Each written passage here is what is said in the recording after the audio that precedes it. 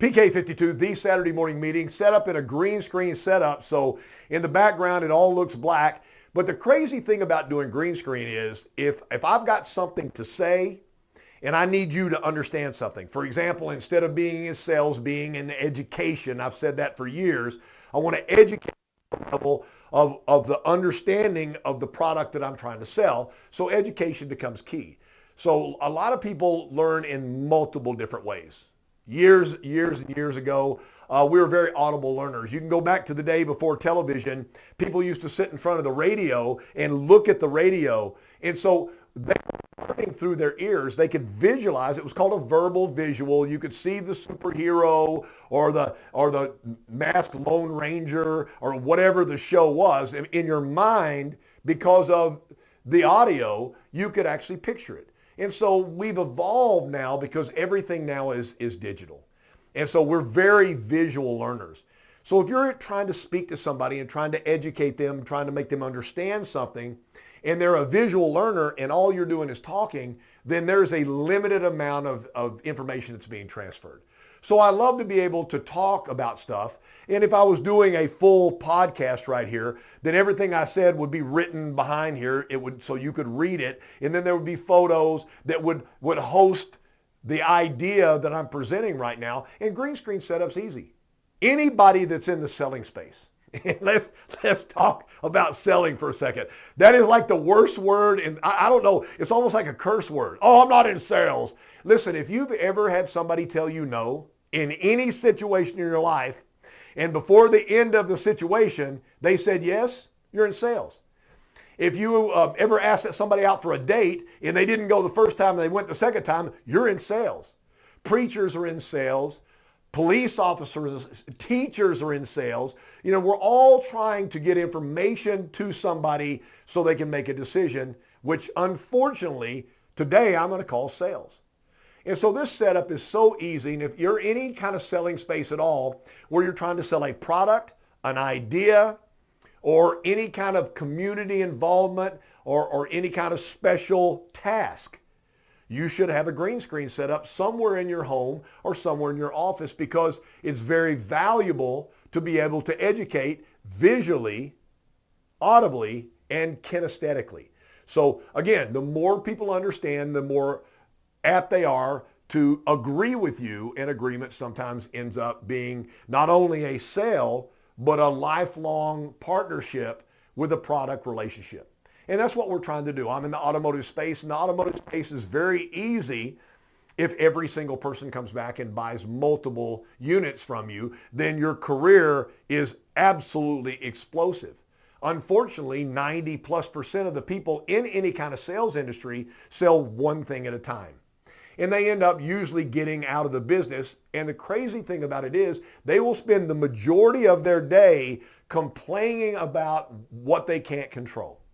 They complain about management. They complain about product. They complain. It's crazy how people complain. I want to take you back because I don't know all of you personally. Some of you I do. And I just want you to know there's something in your life that moved you to where you are right now. And who knows whether it was a positive or whether it was a negative or a need, but you're where you are right now because of something. I know in that cerebral, I'm like the smartest guy in the world. So I got in the automotive space back in the 80s. There was a reason that I got in the space. I actually knew the dealer that had just bought a Toyota store, and he invited me over. At that point in time, I didn't really have gainful employment. And so I thought, I'll go sell cars. Couldn't be that hard. And until I find a real job. And here I am in 2024, and I guess I'm still looking for a real job, still in the automotive space. It's a phenomenal place to be if you're positive about the space. I've been selling for a while, and Toyota was really growing at the time. There was fuel shortages and different things, and Toyota had the economy car, and so the brand was rocket. And we were a pretty rural store, so we didn't get a whole lot of Toyota motor sales people coming out there. District manager came by every once in a while, but we never met anybody from Toyota. We get videos from the Japanese cohorts. And really, back then, they'd actually thank the salespeople for our participation in selling their product, which they don't do anymore, which is a giant mistake. But it was pretty cool to be able to hear from people from another country thanking us for our labor and hard work and helping them build the brand. They gave us credit. And probably the reason I'm still with Toyota because of the way they made me feel about my part of helping them grow their company. So again, I was just a sales guy. There was an event. It was in Dallas, which is about 4.5 hours from where I was. And we were all invited to go and encouraged to go. The dealer didn't have to pay for it. And so they sent 3 of us and me, so 3 sales people and me, got in a car and I will tell you from the moment we got in the car, the other 3 people complained the whole way. I mean, we took a 4.5 hour trip. It felt like 6-7 months. Why we got to go to this? This is stupid. We don't need to be there. We should be back trying to sell cars. And they're just, it was, it was horrific. It was absolutely horrific. But I finally made it there. And you know, they were going, well, why are you so excited? I go, they're going to show us a brand new product that hadn't been in America. This is brand new. Nobody's seen this product. We're going to be the first people to see this product. And I said, I'm super pumped to be able to tell my client base that they can buy this product before anybody else has ever seen it. I'll sell it to them en route to the dealership. And they go, oh, you're not going to be able to do that. Well, again, everything I said was, you know, they just waved off. And so we got to the event. I went and got and sat in the front row. And they came down there. We're not trying to sit in the front row, Casey. I said, thank goodness. Want you to sit with me. I was beyond the corner, man. I was to the point where I was going to try to get in the car and leave them, you know, and let them walk back. So anyway, I sat there and there were the Japanese nationals were going to be there, some other people that I knew their names, and then some of the United States people. Back then they worked really, really close together, but it was 2 divided areas. And I was so interested that I didn't even really want to see the product that we're going to unveil. I wanted to go up there and I use any names. I wanted to shake hands and go, I've been following you. Thank you so much for thanking. I mean, I just wanted to tell them why I was working with Toyota still. And I was up there and they had a gigantic auditorium. We had people all over Texas. We had people from Arkansas and Oklahoma and Louisiana that came in. So I'm sitting there and the guy comes up, starts talking about the events of the day and who was going to be there and the messages we were going to hear. And I was going like, yes, man, this is worth my 4.5 hour drive up here and the same way back. And they dimmed the lights and here came the first Japanese national on video. He wasn't there. And he spoke and everybody clapped. And look at me, I did not clap. I'm not clapping for a video. I'm sorry. You cannot make me clap for a video. If you fly from Japan to Dallas, Texas, and you take your time to speak to me one-on-one with me in that front row, oh, I'm standing O. But no, you know what? I got a little angry, and I don't normally get angry. I got a little angry. And then a couple more people, video, nobody, not one person from Toyota National or from the Japanese partnership were at that meeting. I was so upset. They took the covers off the car and whatever. This is another car. I got in the car on the way back and you do not understand the amount of taunting I got from these 3 other full-grown men. They were going off on me. Like, you're an idiot, Casey. You expected all this. We blew a day coming up here. This was stupid. We should have never come. And so about halfway there, I pulled over and I said, you know what? I'm going to take all of you out of the car, throw you in the ditch, and I'm going to leave you. So you need to shut up. And they go, well, what are you going to do about it? And I said, you know what? That's a great question. Because I've been thinking about that myself. In fact, I got people blowing me up on the text right now because obviously they want to talk about this. So listen. I said, one day I'm going to host an event like that. It doesn't take a whole lot to bring a bunch of people in the room and give them what they came for. That doesn't take a lot of effort. And I'm going to make sure that I want to make sure the people sitting in the chairs are the most important people in the room. And they clowned me like you don't even understand. They started laughing out loud. They thought that was the funniest joke of all time. But from that moment, I knew that I was going to be in the automotive training space. I knew that I was going to do what I'm doing right now, but it didn't happen overnight because nothing happens overnight, gang. Overnight is when somebody in your family passes away and they leave you inheritance or you win the lottery. That's overnight. Sometimes you have to put some elbow grease, some effort into it to make it happen. So I read a book way back there. It was Awaken the Sleeping Giant by Tony Robbins. And, you know, this guy, if you don't know his story, you should read one of his books. I'll sell a book for him.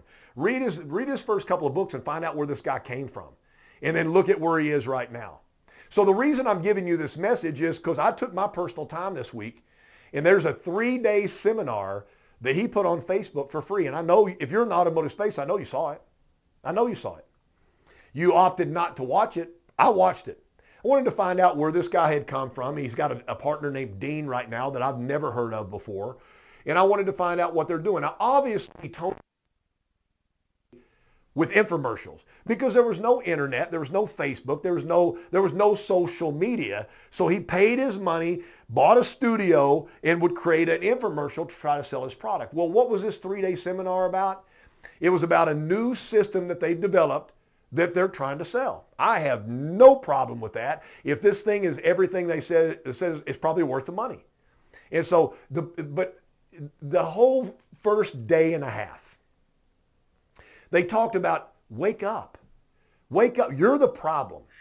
If you want to get better at something, you got to get better at something. You've got to make a decision. And it doesn't all happen overnight. You know, it's not what you plan to do 10 years from now. So I've always told people, you know, if you're taking a phone call from a prospective client, stand up, get out of your chair. Because you know what you sound like when you're in a chair? You sound like you're sitting in a chair with your feet up on your desk like you don't even give a damn. That's what you sound like. Kick the chair out from getting a hitting position in the athletic pose and bring the level of your voice up. They can't see you. They can't see your facial expressions or your arm gyrations. They can't see how motivated you are to speak to them. So you at least need to project that over the phone. And the way you do that is to get in a frame. Now, that's the greatest athletes in the world practice, and then they perform. And that's all I'm asking you to do. Perform the greatest skills of all time with every person because they're depending on you. It used to upset me when I didn't sell somebody a car because I knew I sent them to another place to start over from the beginning. And why would anybody want to do that? It's already hard enough. And then I failed them and sent them somewhere else where they had to start with somebody else that probably really wanted to build a relationship. They just wanted to sell them a car. And so I've always felt that way. And I watched this podcast, and I got to be honest with you. They put it on for free. And let me finish up with this. So the second day when they came on, obviously they looked at all the feed they got in. They had their people looking at it, and they looked at all the positives. There was negative comments. This was a free YouTube video about enriching your life and enriching yourself. That's all it was. It was all about get out of your own way and enjoy the world. And people said, we didn't like the piped in music. It was too loud and all the clapping and stuff because Tony does this, yes, and he does all the motivation like the best coach you've ever had. You know, some people need a damn coach. You know, I got no problem with that. And they go, oh, the piped in clapping and applause was ridiculous. We don't believe you're alive. And I thought, what a tragic thing. This man or woman was watching this free YouTube deal on how to change your life, and the only thing they could do for the 3 hours is be upset with things that they didn't like. Wow. Talking about a roadblock. Are you your own roadblock?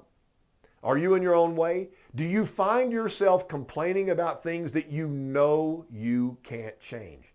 Do you find yourself making excuses about things you could have done that you didn't do? Are you trying to get better every single day? Because the crazy thing about it is way over 90% of the world will tell you why it can't be done. And I like one of the things that Dean said yesterday. And again, I've never met this guy before, but he said this yesterday. And I thought it was really important. He said, people look at him and go, I've tried everything. Is that true? You tried everything and it failed. There was nothing left to try. You tried everything. And you and I both know that is not correct. You have yet to try everything. PK52, the Saturday morning meeting.